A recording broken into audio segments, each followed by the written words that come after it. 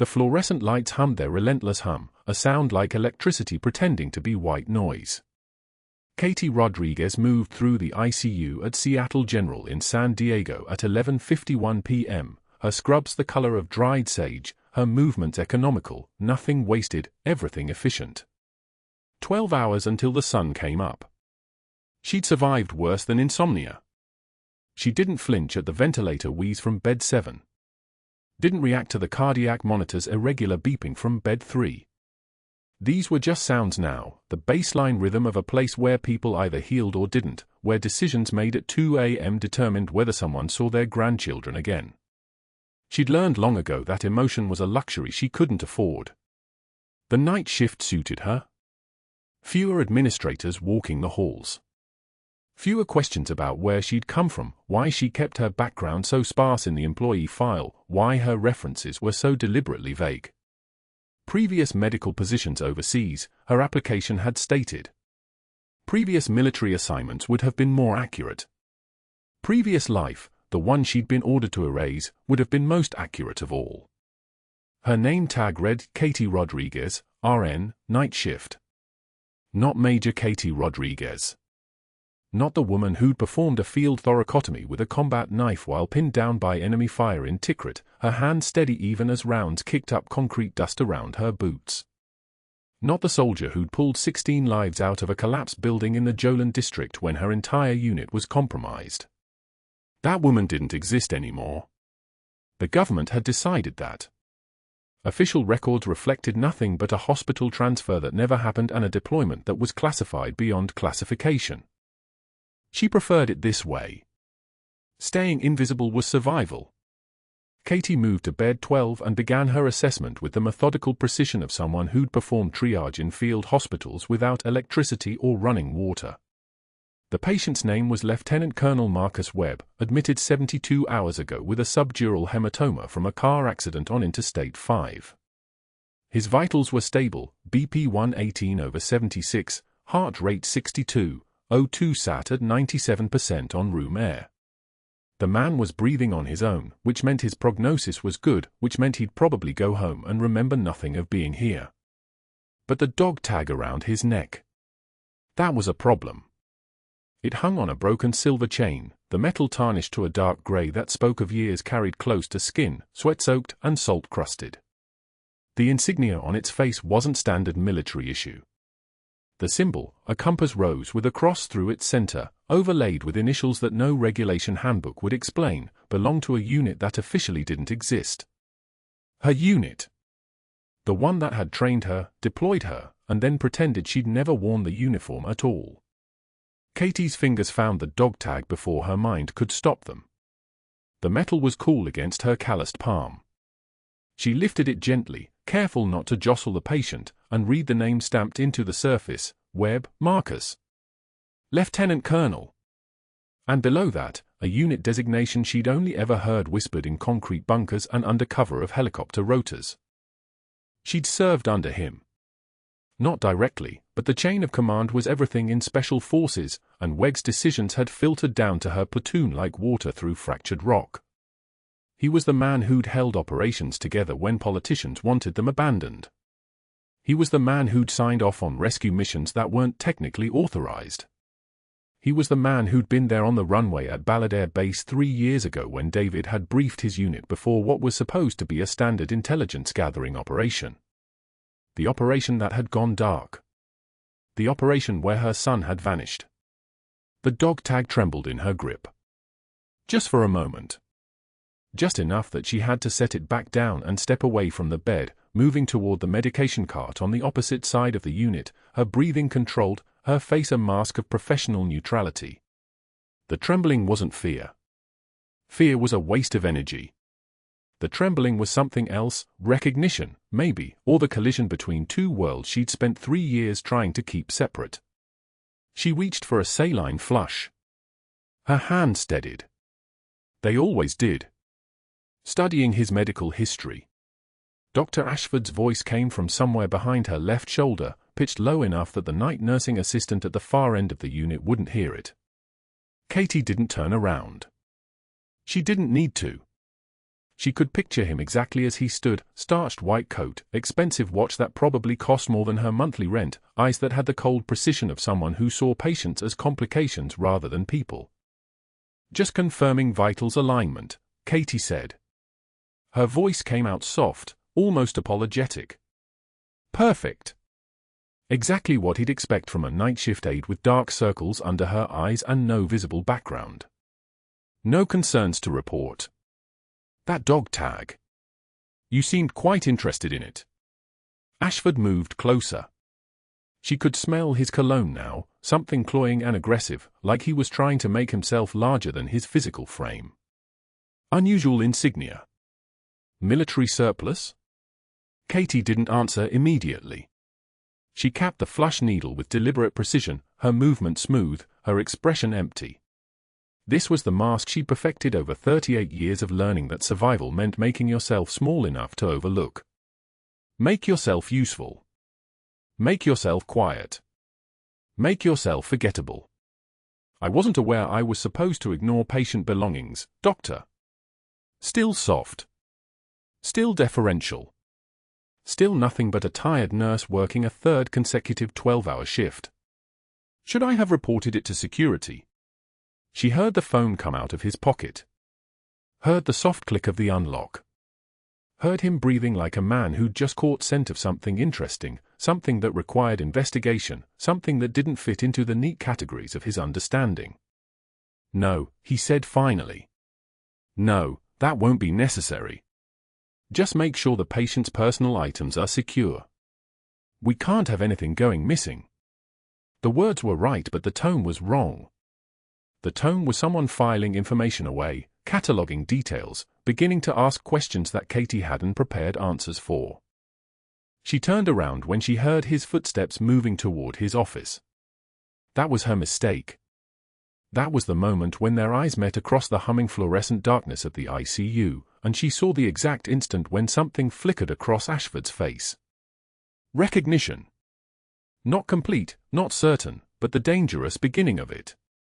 The way a dog's ears perk up when it catches a scent it hasn't encountered in years.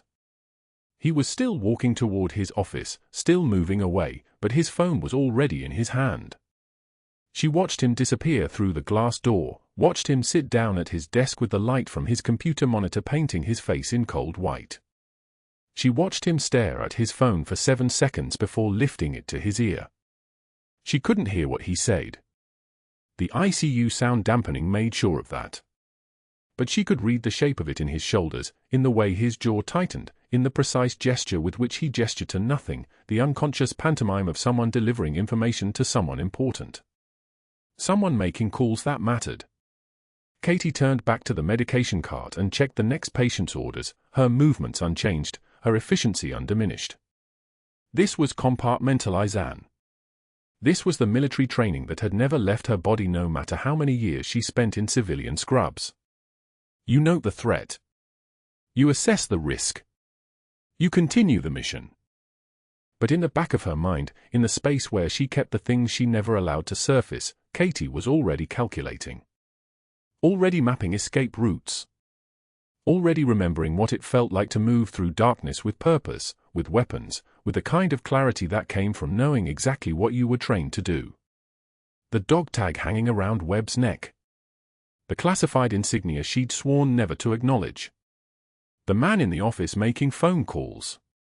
And somewhere in the distance, the knowledge that her son David had vanished on Webb's watch, 3 years ago, in a place the government wouldn't acknowledge and had ordered her never to investigate. She had exactly 4 minutes before the night nursing assistant took her break.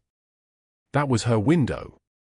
That was when she could approach bed 12 again without witnesses, could examine the dog tag more carefully, could see if there was any information on it that Webb might not remember when he woke up. Information that might lead somewhere. Information that might finally answer the question that had hollowed her out from the inside for 36 months. But not yet.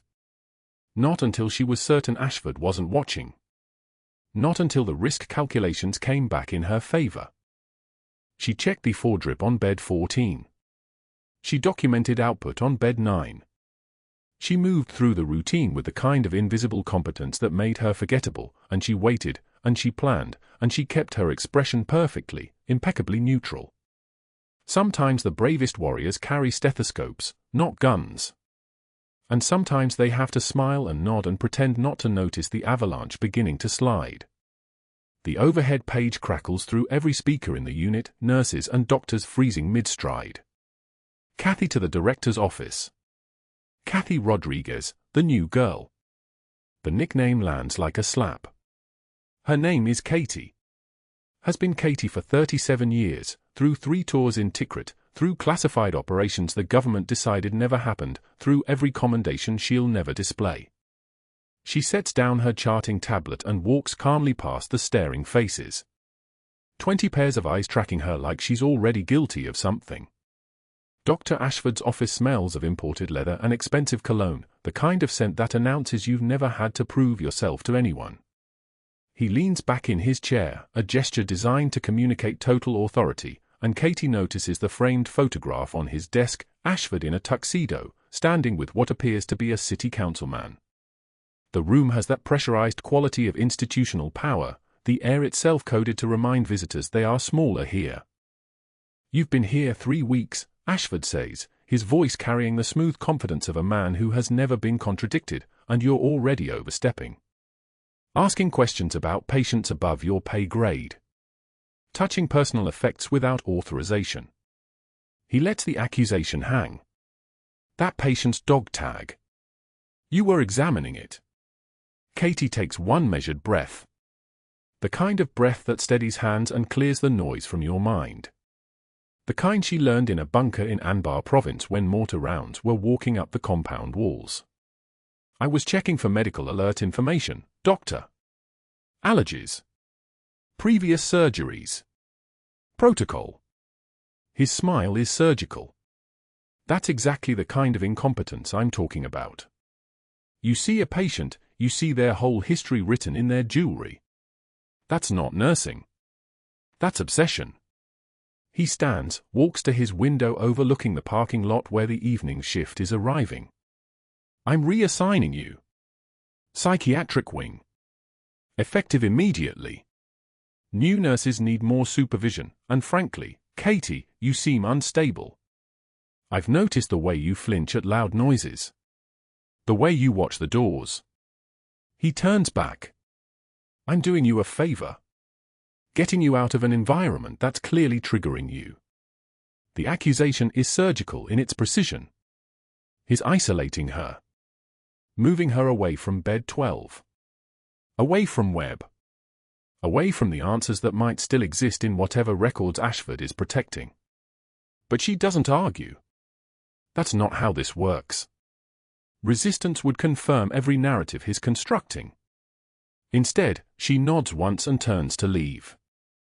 He grabs her wrist as she passes. Not violently, but firmly enough to communicate control. "I'm glad we understand each other." She looks at his hand on her arm. At his face. At the absolute certainty in his eyes that he has just broken her. Then she pulls her wrist free with the kind of casual strength that should terrify him but doesn't, because he doesn't recognize what he's looking at. That evening, he corners her in the supply closet near the medication dispensary. The fluorescent lights buzz overhead with that particular hum of institutional sterility. He blocks the doorway with his body, a physical intimidation tactic that works on people who haven't spent years learning to calculate distances and angles and exit strategies. "I wanted to remind you," he says, his voice low and intimate in a way that's supposed to feel threatening, "that speaking about this reassignment to anyone in the hospital could be considered insubordination. I have documentation of your behavioral concerns. Multiple incidents. If you make this difficult, those files go to the state nursing board. Do you understand?" Katie nods. She understands perfectly. He's woven his narrative so tightly that any resistance will be framed as instability. It's the same tactic used in hostile interrogations: establish the narrative first, let the subject argue against it, and every argument becomes evidence of their unreliability. "I understand, doctor." "Good. You seem like you might have potential if you'd just stop being so difficult." He steps aside, releasing her from the supply closet. "Psychiatric wing. Monday morning. 6 a.m. The next morning, Katie arrives at the hospital like any other day, her credentials still access granted through all the doors, her name still in the system, everything appearing normal until she reaches the parking lot and sees Dr. Ashford standing near the entrance, waiting for the incoming shift to arrive. 20 staff members are climbing out of cars, fresh for their 12 hours, carrying coffee and optimism and the kind of fatigue that comes from shift work. Ashford raises his voice, projecting across the asphalt so that every new arrival can hear him clearly. His voice carries the resonance of someone accustomed to being obeyed, to having his words weighted with institutional authority. Katie Rodriguez will be working as a floor aide until her competency issues are resolved. Effective immediately. She'll be performing custodial duties, changing linens, assisting with patient care under direct supervision. He pauses, letting the words settle like a verdict. If you have any concerns about her interactions with patients, I want to know immediately. Clear. The incoming shift nods, some of them genuinely confused, others understanding exactly what's happening. A younger nurse, someone Katie had helped 3 days earlier with a difficult for placement, looks at her with unmistakable pity. Someone else snickers. The sound is brief but audible, a small cruelty that echoes across the parking lot. Katie stands motionless, watching this performance unfold. She's calculated the distances, the locations of security cameras, the shift schedules of staff who might intercede. She's already gaming out how to access the medication dispensary with her new aide credentials, whether she'll be able to pull patient charts, what hours the ICU will have minimal supervision. Somewhere in her mind, the part that trained at Fort Bragg 18 years ago is already planning the counteroffensive. The part of her that's still learning to be a nurse watches it with something else entirely. A single tear escapes down her cheek. It's not fear. It's not shame. It's something closer to recognition, the moment when you understand that civility is a luxury she can no longer afford, that every mask she's worn is about to become insufficient. She wipes it away without breaking eye contact with Ashford, who is still standing by the entrance, watching for any sign that he's succeeded in breaking her. When she speaks, her voice has dropped an octave. The inflection has changed. The careful deference she's been performing for 3 weeks has been replaced by something that sounds like steel wrapped in silk. I've faced worse than you in places you couldn't survive, Doctor. The parking lot goes absolutely still. Not the silence of embarrassment or confusion, but the silence that comes when everyone simultaneously realizes that they've misunderstood something fundamental about the situation. The incoming shift stops moving. Someone's coffee cup lowers slowly. Ashford's expression shifts, not to anger, but to something closer to uncertainty. Katie walks past him toward the employee entrance. She doesn't wait for a response. She doesn't offer any explanation. She simply moves, and the air around her seems to adjust to accommodate her passage. By the time she reaches the door, the moment has already begun its metamorphosis into hospital legend, the kind of thing people will repeat to each other in the break room without fully understanding what they witnessed. She reports to her new assignment within the hour. A supply closet has been converted into a makeshift break room on the psychiatric wing. The mattress protectors and hygiene supplies are stacked on metal shelving. A single plastic chair sits in the corner. This is her new station. This is where the hospital intends her to spend the next indeterminate period, moving between units, changing sheets, helping orderlies, performing the invisible labor that keeps a hospital functioning while existing on a lower rung of the institutional hierarchy. For the first 2 hours, she moves through the motions with mechanical precision. She changes linens with hospital corners tight enough to pass inspection. She restocks supply carts. She moves through the ward like a ghost, acknowledging nothing, asking nothing. The psychiatric patients don't look at her differently than they look at anyone else. Invisibility is the one gift this reassignment offers. By hour 3, she's figured out her new schedule. By hour 5, she knows which staff members access the medication dispensary when, which times the nursing station is minimally staffed, which computers maintain longer login sessions. Her mind doesn't stop working just because her credentials have been downgraded. If anything, the restriction focuses her attention with a kind of laser precision she hasn't felt since her last operational deployment. She manages to access the patient database on an unattended terminal at 11:27 p.m., when the night shift is in report and the ER has absorbed most of the available staff. The psychiatric wing runs lean at night, 3 nurses, 2 orderlies, a single physician covering both psych and medical overflow. She types in Webb's name with fingers that have performed field thoracotomy with a combat knife, that have secured tourniquets under fire in Tikrit, that have learned to be gentle enough for foreplacement in a 73-year-old patient's fragile vein. The system hesitates. Then returns, access restricted. Contact Dr. Ashford for authorization. The restriction isn't subtle. It's the electronic equivalent of a locked door with Ashford's name on it. She closes the browser and steps away from the terminal like she was never there. Her jaw tightens slightly, the only visible response to a system designed to keep her from information she desperately needs. 3 days into her reassignment, while restocking supplies in a hallway near the ICU, she overhears 2 nurses talking outside a patient room. Their voices are kept low, professional, the kind of gossip that circulates in whispers because openly discussing a patient's sealed records would cross a line that even frustrated nurses usually respect. "That patient in 12, one of them says."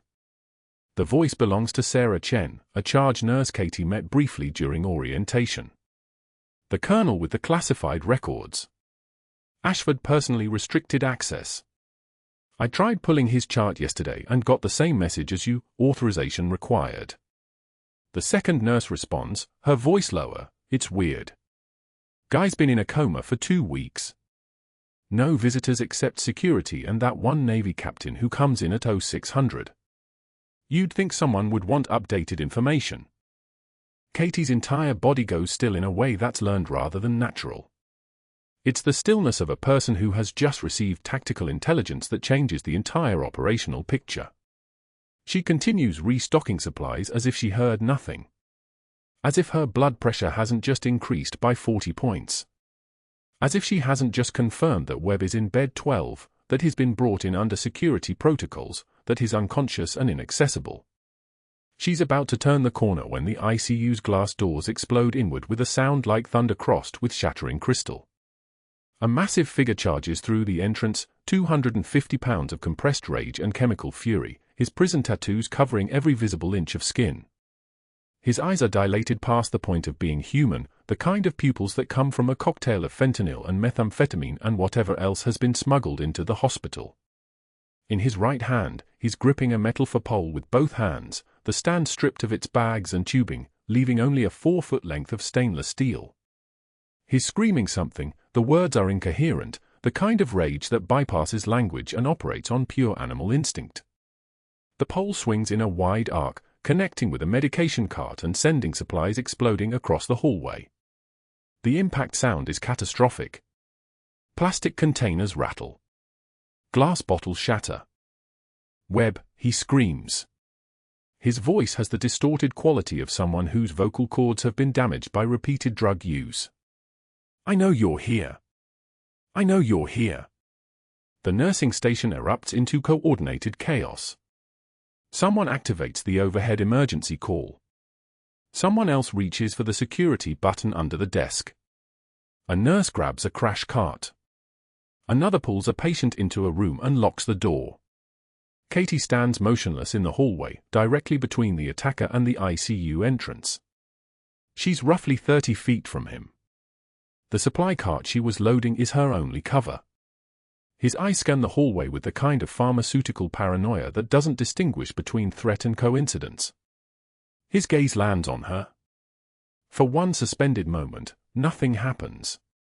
Then his face contracts into a mask of violent intention, and he raises the 4-pole over his shoulder like a battering ram.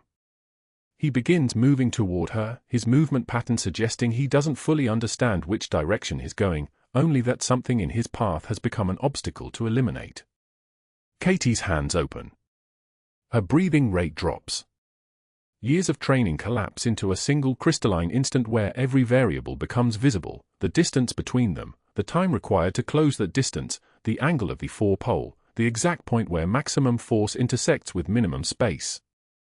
The attacker takes one more step forward. Then Katie moves, and everything after that happens in the time it takes a heart to beat. The attacker's pole descends toward Webb's chest. Katie is moving before the conscious part of her brain catches up with her hands. 30 feet across linoleum tile in a heartbeat. Her badge swings against her ribs. The sound of her footsteps registers nowhere in her awareness. Muscle memory took over the moment his arm began its arc. The pole never reaches Webb's body. Katie pivots, stepping into the attacker's space with the kind of precision that comes from 10,000 repetitions. Not rage. Not adrenaline. Something colder than both. Her palm strikes the solar plexus with the kind of force that travels through bone and exits through the opposite side. The attacker's lungs collapse inward. The metal for pole clatters against the tile floor with a sound like a church bell cracking. For seconds. That was all it took. He's on the linoleum now, his face pressed against cold tile, Katie's forearm applying pressure to a joint lock that keeps him immobilized without breaking anything. Her breathing is steady. Her hands are steady. Every muscle in her body is exactly where it needs to be, executing a restraint technique that requires 3 years of military hand-to-hand training, not floor aid certification. The ICU goes silent. Not the quiet of an empty room. The silence of a room holding its breath. Security reaches them 30 seconds later, radios crackling, boots moving fast but not fast enough. One guard is already handcuffing the attacker while another stands over Katie with his radio pressed to his mouth. She releases the joint lock and steps backward, her hands dropping to her sides like she's just finished mopping. Her heart rate is normal. Her pupils haven't dilated. She's already checking Webb's monitor, blood pressure still stable, heart rhythm unbroken, oxygen saturation climbing back toward 95%. Dr. Ashford stands in the doorway to the ICU, his face drained of color. His eyes are locked on Katie's hands. Specifically, locked on the way those hands moved through space with the kind of lethal precision that a person either spends decades learning or never learns at all. His mouth opens. Closes. Opens again. Rodriguez. His voice cracks on the second syllable. Step away from the patient. Now. Katie doesn't acknowledge him. She's checking Webb's for lines, running her fingers along the catheter insertion site, her expression the blank professional face of someone doing a job. But Dr. Ashford saw something in that 4-second window. He saw something that changed the calculation happening behind his eyes. The next 72 hours are a different kind of nightmare. Katie is placed on immediate suspension pending investigation. The official report reads excessive force and unauthorized patient intervention, despite the fact that she stopped a 250-pound attacker mid-assault. Despite the fact that Webb's vital signs never wavered. Despite the fact that every nurse in the ICU saw exactly what happened and knew it was either that or murder. Dr. Ashford makes 3 phone calls in the first hour. Katie passes the administrative office and hears his voice through the door, sharp and controlled, the aide who subdued the patient. Yes. Excessive force, that's the angle. I'll need written statements from nursing staff. Then later, from the supply closet, she moved like someone who's had tactical training. Special operations. Yes. I need confirmation that her background check was thorough. And finally, from his office with the door locked, his voice lower now, more urgent, we have a problem. No, not the attacker. The aide. Rodriguez. She's not just a nurse. Katie works the psychiatric wing for 3 days straight, mopping floors that smell like bleach and regret, changing linens on beds where broken people sleep under chemical restraints. Her former ICU colleagues avoid her eyes as they pass.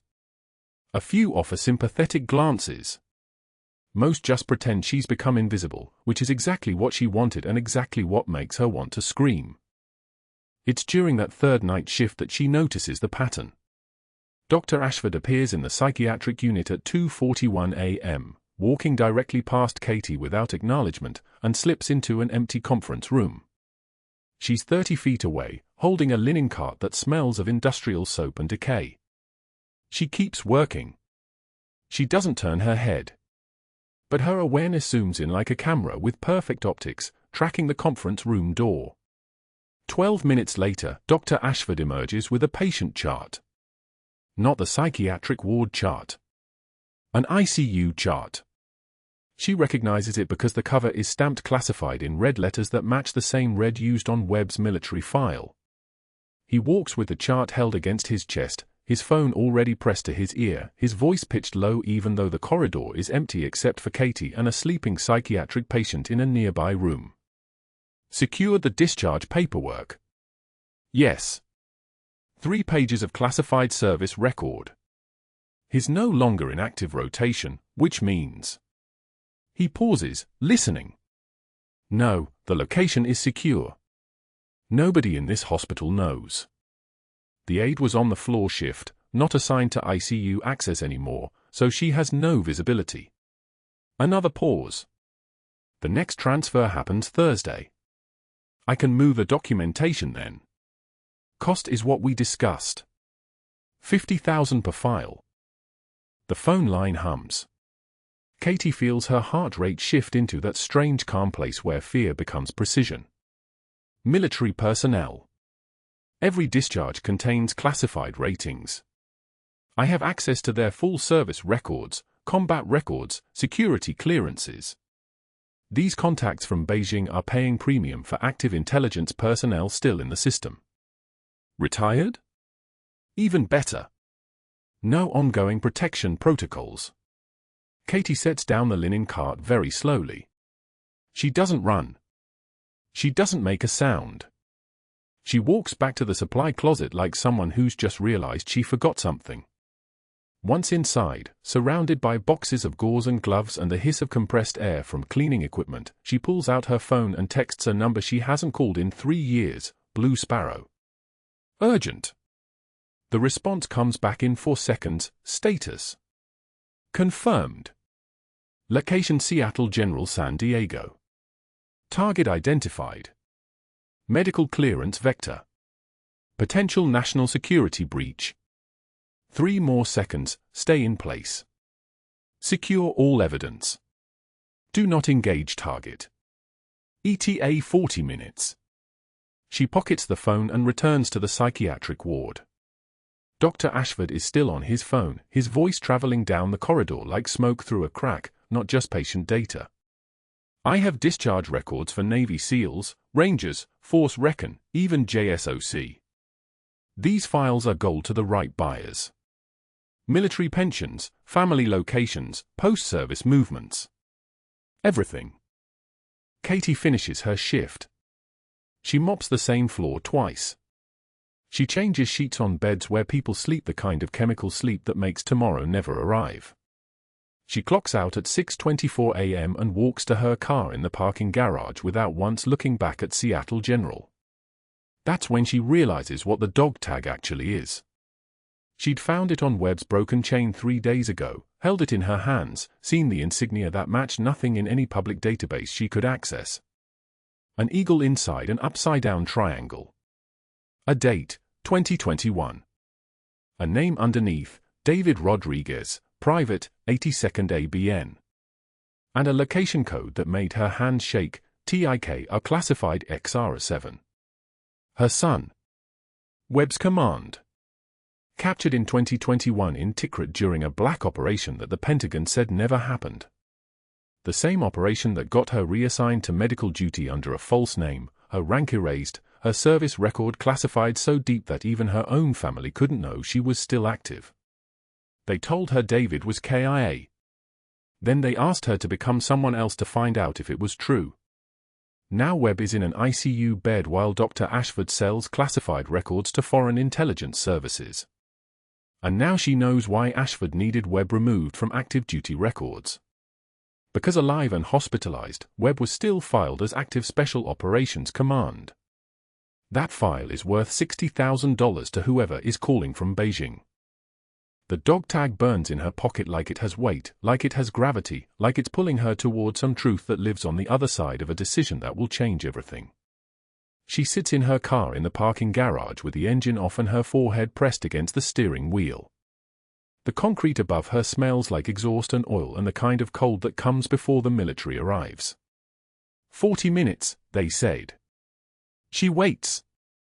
The sound arrives first, a rhythmic throb that penetrates the concrete ceiling like a heartbeat getting louder. The parking garage echoes with a distinctive whump-whump-whump of Black Hawk rotor blades.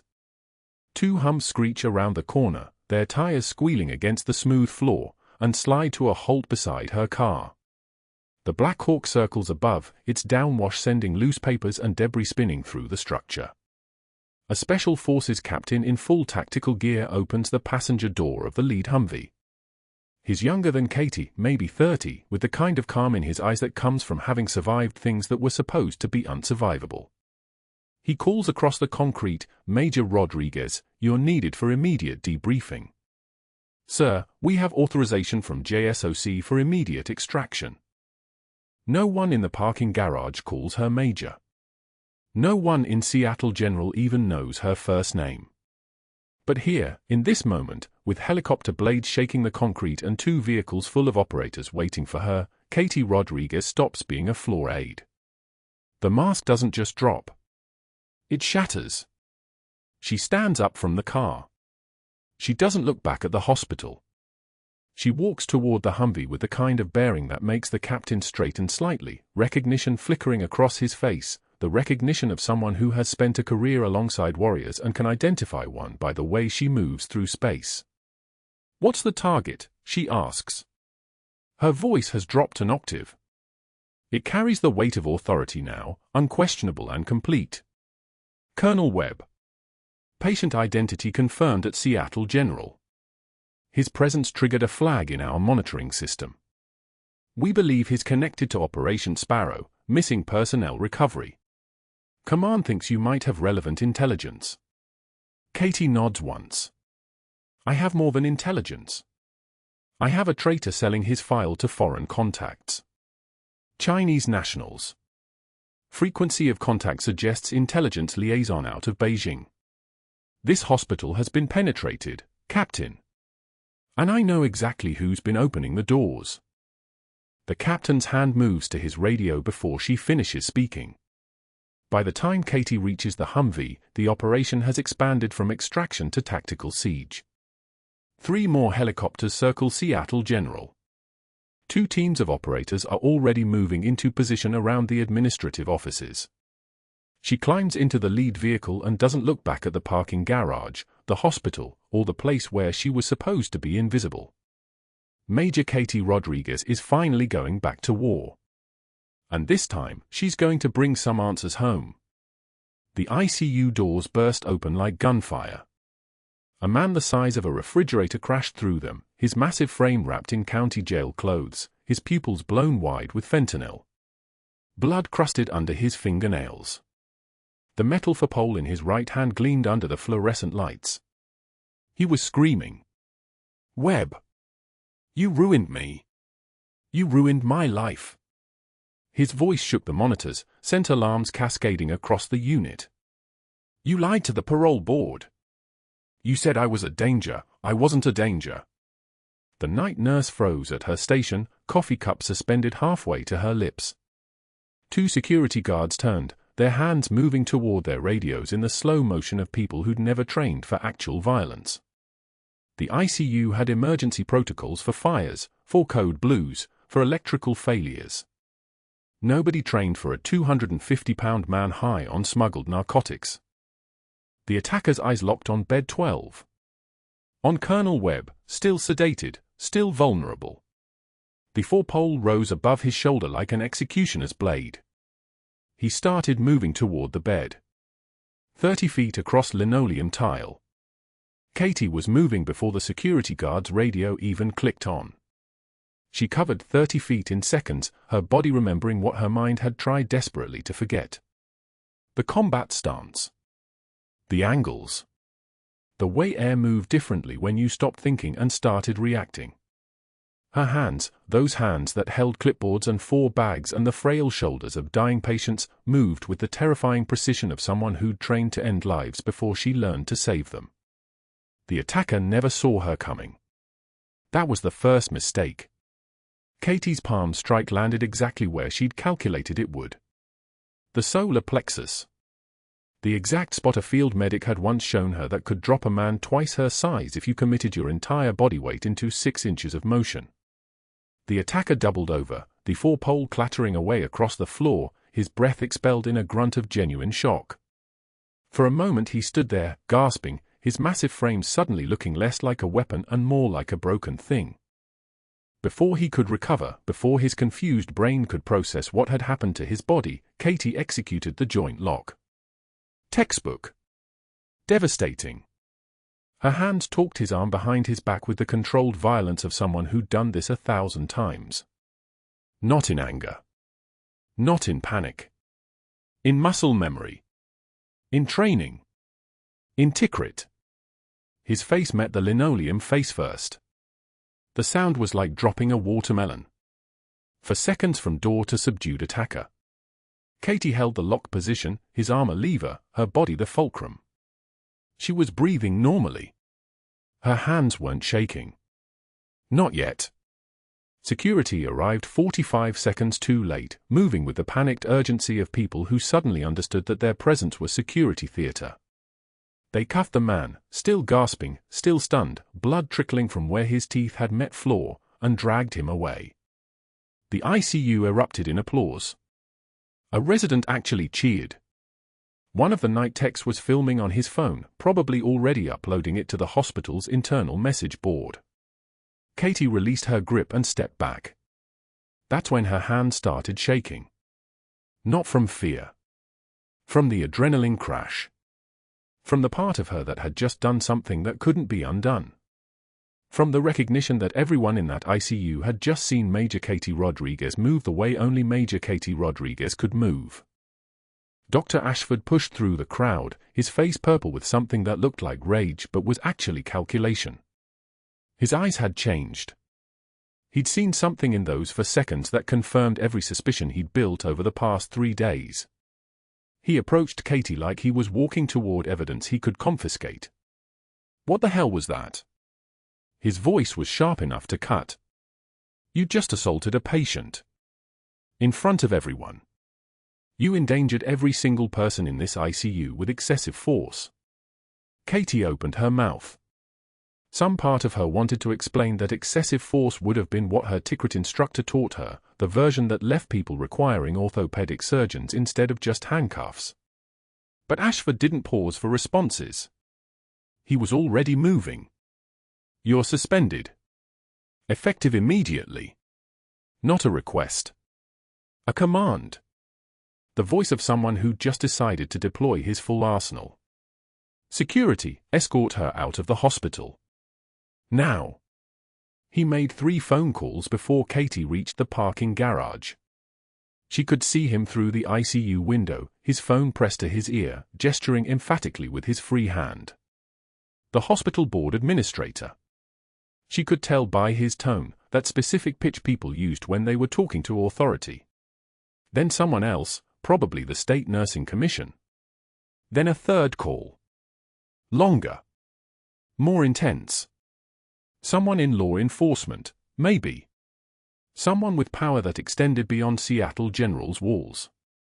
Katie didn't wait to find out. She grabbed her bag from her locker and walked out. The rain started as she reached her car, not the gentle kind but the kind that came down like judgment, hammering the parking garage roof like applause nobody asked for.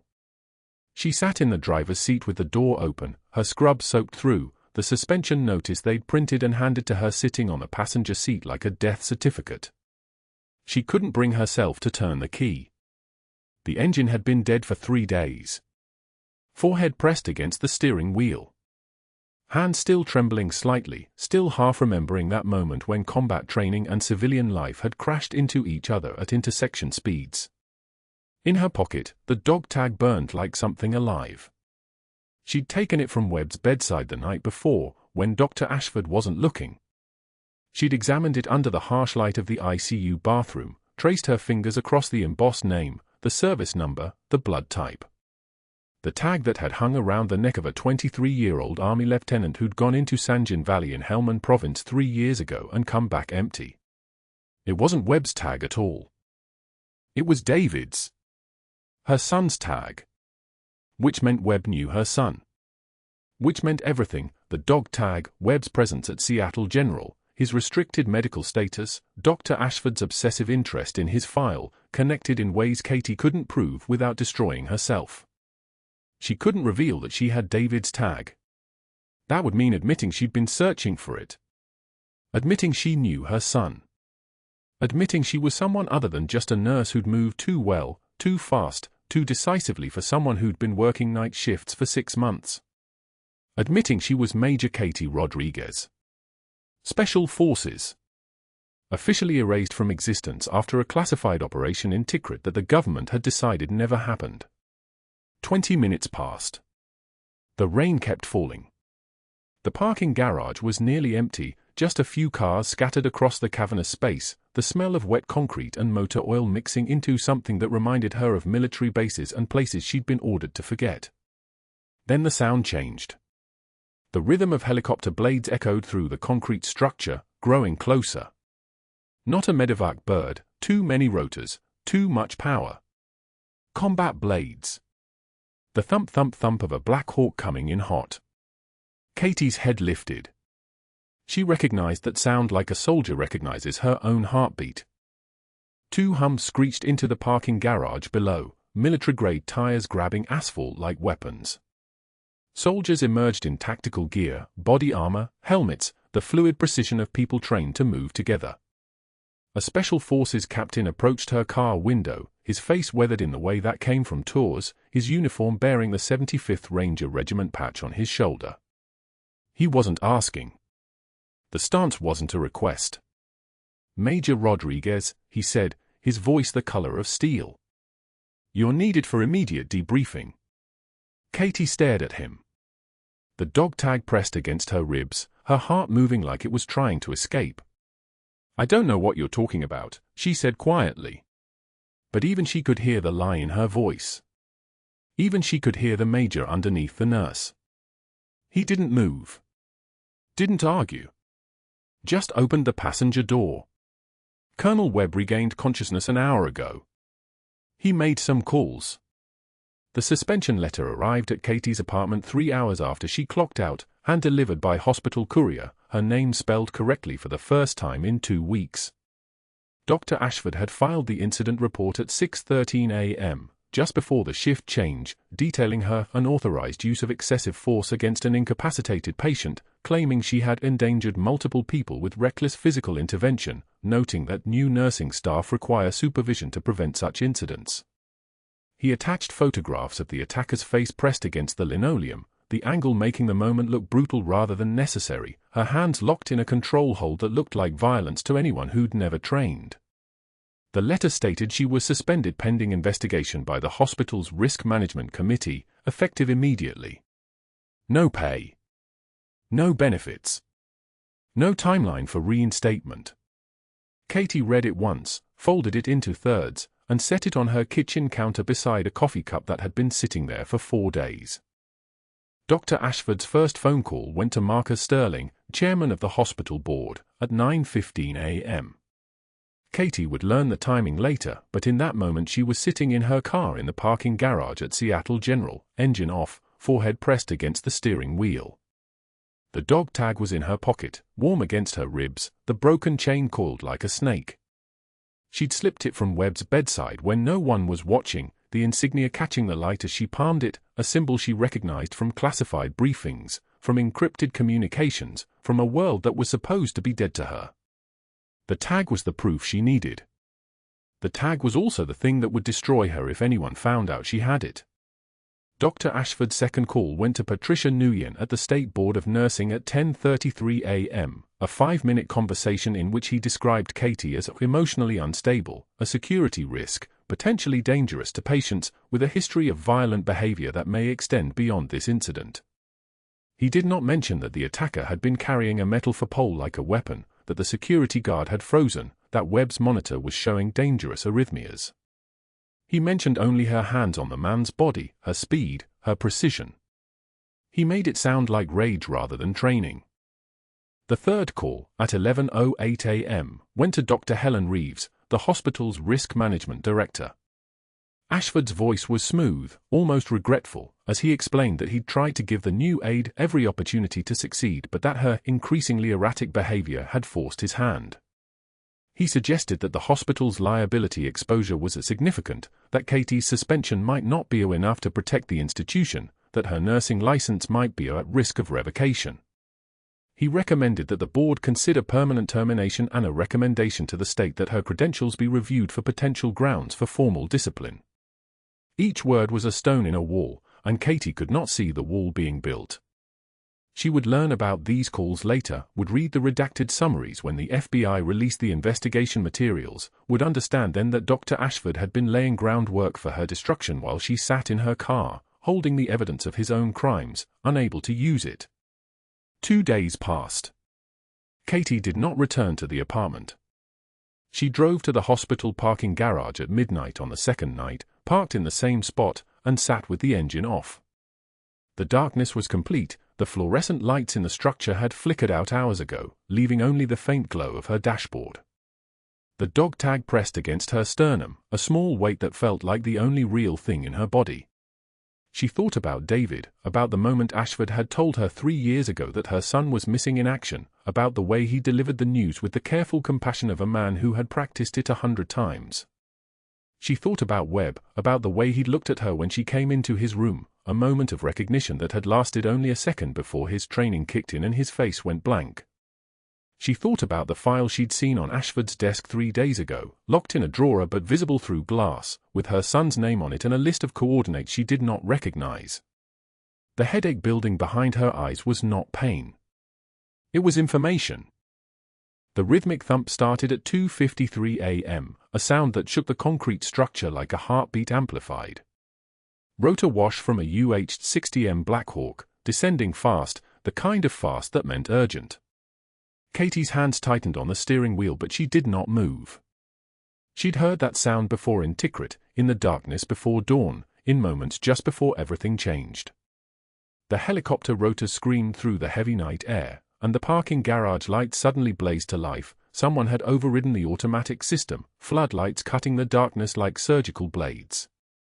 2 hums materialized from the north entrance, tires squealing as they made the turn toward her car, military precision in every movement, no civilians in sight, this corner of San Diego belonging to the federal government for the next 5 minutes. They stopped in a V formation, bracketing her vehicle, the doors opening with the synchronized click of trained personnel. Katie watched them in her mirror, her breathing steady, her hand still on the wheel. She knew what this meant. She had been waiting for it without knowing she was waiting. A man in dress uniform stepped out from the lead Humvee, captain's bars catching the harsh light, his face weathered by sun that only fell in certain latitudes. He walked to her car with the purposeful stride of someone who had never been told no, who did not expect to be told no, and who would not have understood the concept if someone had tried. He tapped on her window, 2 knuckles, precise, a code within the code. Katie rolled it down. The smell of diesel fuel and hot metal and something like ozone washed into the car. The captain looked at her and said, "Major Rodriguez, you're needed for immediate debriefing." Not a question. Not a request. The sentence hit like a hammer because it was the wrong name. It was the right name. It was the name that had been erased from every official record, every database, every photograph except those locked in a vault in the Pentagon basement. It was the name she had not heard spoken aloud in 18 months, since the day she had put on scrubs and disappeared into the Seattle General night shift and stopped being a soldier. Katie reached for the ignition switch but her hand was steady, her breathing level, the training overriding the shock. She understood now, the cover assignment had never been about finding an intelligence officer selling classified information, though Ashford was doing exactly that. The cover had always been about waiting for something else, something bigger, something that required Katie to exist as a ghost in a hospital until the moment when she was needed as something more than a ghost. Webb's identification of her in the ICU had not been a risk. It had been the signal. The suspension had not been a disaster. It had been the extraction window. The dog tag in her pocket burned against her ribs not because it was evidence but because it was the thing that proved she had been worth saving all along, that her son had been worth finding, that the silence she had been ordered to keep was finally breaking open. She opened the car door. She did not take the dog tag with her. She did not need to. Everything was about to become clear. The helicopter rotors thudded their patient rhythm through the concrete structure as the captain waited, his expression blank as a soldier's, his eyes seeing Major Katie Rodriguez for the first time in 18 months and recognizing the person who had spent that time learning how to survive as nobody. If you're enjoying this, smash that like button. And answer me this: would you have signed the NDA and taken the money, or fought back? Comments are open.